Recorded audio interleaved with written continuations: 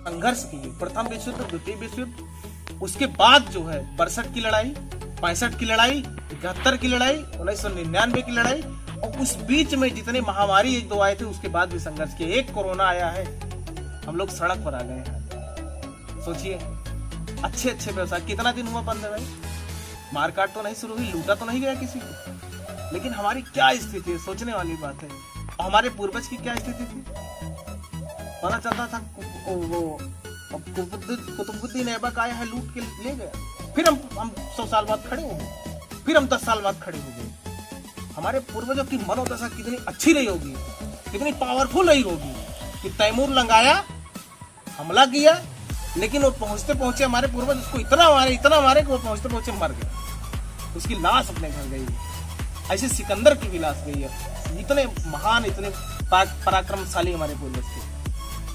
लेकिन हमको क्या सिखाया जाता है इतिहास में, महाराणा प्रताप घास की रोटी खाए। मैंने जो सच्चा इतिहास पढ़ा है आपको बता रहे हैं, जो मैंने पूरा तात्विक सर्वेक्षण के अनुसार इतिहास पढ़ा है, महाराणा प्रताप युद्ध हारे ही नहीं।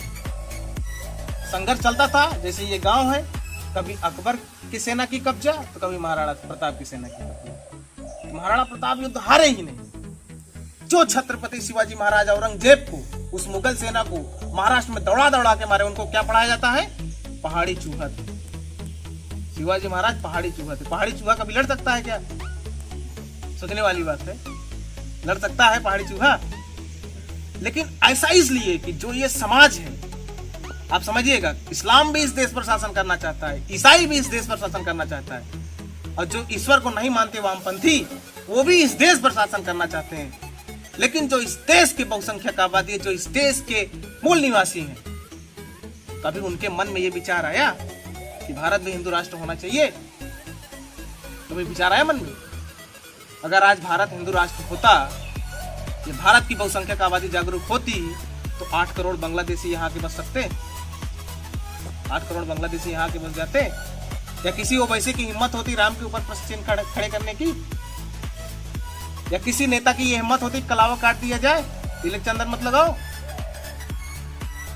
अगर हम गलत बोलते हो, जितने हमारे मित्र हैं ना, जो सब सोशल मीडिया चलाते हैं, अभी रमाकांत यादव कहा था ना कि तिलक हटाओ, कलावा काटो।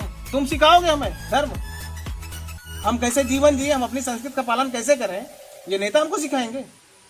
उसके लिए हमारे धर्मगुरु हैं, उसके लिए हमारी पवित्र पुस्तक है ना, वो बताएगी ना कि हमको कैसे जीना है, हमको कलावा पहनना है, तिलक लगाना है कि नहीं लगाना है। मित्र, जब हम नेताओं के पीछे पड़ना शुरू कर दिए, जब से हमारा पतन वहीं से शुरू हो, समझिएगा। अब इसी में आपको पकड़ना हो पकड़ लीजिए, अध्ययन करना हो अध्ययन कर लीजिए। मैं तो कहता हूं नेता मतलब वोट का भूखा। एक बार 5 वर्ष, अगली पंचवर्षीय योजना जब 2017 क्या 19 में था ना, 19-5, जब 24 में चुनाव हो, पुनः अगर 34-35% हिंदू एक होकर के फिर से सरकार चुन लिए, अपना वोट प्रतिशत बढ़ा लिए, अगली बार कोर्ट के ऊपर जनेऊ पहन कर आएंगे, आपसे वोट मांगे। इस मंदिर पर हम कह के जा रहे हैं, जब जो भी लोग रहेंगे हमारी बात याद रखिएगा, चाहे लिख लीजिए, किसी कोर्ट के ऊपर से ना जनेऊ इतना मोटा रुद्राक्ष पहन कर आए, बताइए। हमारी शक्ति है ये, हमारी पावर है ये, लेकिन हमने अपनी शक्ति को पहचाना है। आप सोचिए कि 1947 में कितना बड़ा धोखा हम लोगों के साथ हुआ, लेकिन वो धोखा कोरोना काल में हमने पकड़ लिया। मौलाना साहब था ना, कोरोना बढ़ाने वाला था, थूक कर बढ़ा रहा था, हम लोग पकड़ लिए ना उसको खट से। लेकिन उस समय हमारे पूर्वजों को कितना अंधेरे में रखा गया। किसने रखा? जिसको हमने अपना नेता माना, गांधी, नेहरू, हमने उनको अपना नेता माना था ना। अब आपके पास की बात नहीं थी तो आप पूरे देश के सामने कह देते कि जिन्ना नहीं मान रहा है, पाकिस्तान का निर्माण चाहता है, आप लोग बताइए हम क्या करें। अब आप सोचिए कि भगत सिंह का परिवार जिस देश के लिए संघर्ष किया आजादी के बाद, उस देश के लिए उनका परिवार है ही नहीं उस देश में। पाकिस्तान, लाहौर, भगत सिंह का स्थान हुआ था, वहां था। लाहौर में उनको फांसी हुई। लाहौर हमारे पास है क्या? सोचिए आप, है क्या हमारे पास? घर बांट दिए, जैसे ये मंदिर है, मंदिर के बीच में दीवार, इधर पाकिस्तान इधर भारत। यहां तक का बंटवारा हुआ था, किसी का 2 कमरा घर था, एक कमरा पाकिस्तान में, एक कमरा भारत में। संभलने तक का मौका नहीं मिला हम लोगों को। उसी समय बंगाल में डायरेक्ट एक्शन हुआ, डायरेक्ट एक्शन, भीड़ ऐसे इकट्ठा होती थी। सोचिए अभी हैदराबाद में कौन विधायक था, कांग्रेस का विधायक था ना, वो तो सेकुलर था, इफ्तार पार्टी करता था, उसका लड़का क्या क्या जवाब दिया। फेसबुक पोस्ट आई, उधर भगवान कृष्ण और भगवान शिव के साथ अश्लील पोस्ट आई, उसने भी आयशा के साथ और इनके मोहम्मद पैगंबर की अश्लील पोस्ट की, पोस्ट का जवाब पोस्ट से। लेकिन चुटकी में 4-4.5 हजार लोग इकट्ठा हो जाते हैं और उसके घर पर हमला बोल देते हैं। उनकी क्या तैयारी है और हमारी क्या तैयारी है, आप अध्ययन करिए। कभी मान लीजिए हम तो ये बहुसंख्यक हैं, कभी मान लीजिए हमारे गांव पर ऐसा हमला हो गया तो हमारी क्या तैयारी है।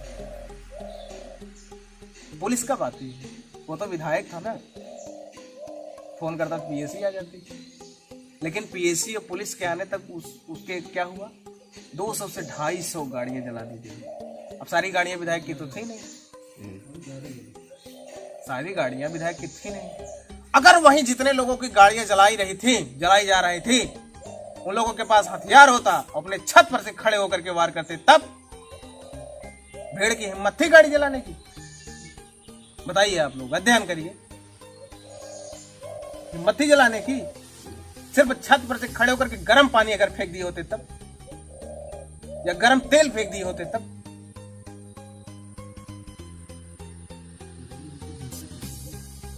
ऐसा कभी हमारे किसी ग्रंथ में नहीं लिखा है। आप हमको बताइए, किसी ग्रंथ में अपने लिखा हो? अरे जो हमारे आदर्श हैं भगवान श्री राम, हमारे आदर्श हैं श्री कृष्ण, उन्होंने कभी कहा कि रावण आए सीता को ले जाए, हम उससे विनती करेंगे हाथ जोड़कर कि भैया सीता को वापस कर दो, हम लड़ नहीं पाएंगे? भगवान श्री कृष्ण ने कहा दुर्योधन से या कंस से कि हम आपसे लड़ नहीं पाएंगे, आप ऐसा ना करिए। हमको ये बरगलाया गया हमारी पौरुषता को खत्म करने के लिए। या महाराणा प्रताप ने कभी कहा भैया तुम ही सर्वशक्तिमान हो, हम आपसे नहीं लड़ पाएंगे, हाथ जोड़ रहे हैं। लेकिन नहीं, उन्होंने अपना भाला उठाया और कहा आओ देखते हैं तुम्हारी कितनी ताकत है, हमारी कितनी ताकत है। ये गांधी के देश के साथ साथ कृष्ण और राम का भी देश है, महाराणा प्रताप और शिवाजी का भी देश है। ये गलत प्रचार किया गया, गांधी का देश है, गांधी का देश है। गांधी तो 1900 में पैदा हुए थे, महाराणा प्रताप उससे पहले पैदा हुए थे, शिवाजी उससे पहले पैदा हुए थे, राम और कृष्ण उससे पहले पैदा हुए थे। तो जो पहले पैदा हुआ था उसका देश हम मानेंगे कि इनका देश मानेंगे? ये तो मेरे भाई ये हुआ कि हम संघर्ष नहीं करना चाहते और कह दें कि हमारे ग्रंथ में ऐसा लिखा। हमारा एक भी देवी देवता या एक कोई नहीं है जिसके हाथ में हथियार ना हो, ऐसा नहीं है। हथियार हो तो हम फर्जी उसका उपयोग करें। अगर हमारे यहाँ परमाणु बम बना है तो वो शांति के लिए बना है। अगर पड़ोसी कट्टा रखा है तो आपको भी रखना पड़ेगा राइफल, नहीं रखेंगे तो वो आए दिन आपके ऊपर हमला करेगा। नहीं तो बताइए 2012 तक पाकिस्तान की क्या स्थिति होती थी? 2011 में आतंकवादी अपने प्रतापगढ़ की एक मंदिर पर धमकी हो गई थी आतंकवादियों की, यहाँ भी शिवरात्रि के दिन बेलखरनाथ मंदिर पे हमला हो जाएगा। इस समय कभी कहीं लेटर लिखा मिलता है? अब मिलता है क्या लेटर लिखा कभी? बताइएगा, नहीं मिलता है ना। हमारी पौरुषता जगी। पहले क्या होता था, गाय कोई भी लेके चला जाए, कोई पूछता था? इस समय है हिम्मत कोई लेके जाइए, 2 चौराहा डाकिए, तीसरे चौराहे पर आपको मिल जाएंगे लोग। आम हिंदू समाज खड़ा हो गया। ऐसा नहीं है कि कोई संगठन या किसी पार्टी जो तभी वो संघर्ष करे।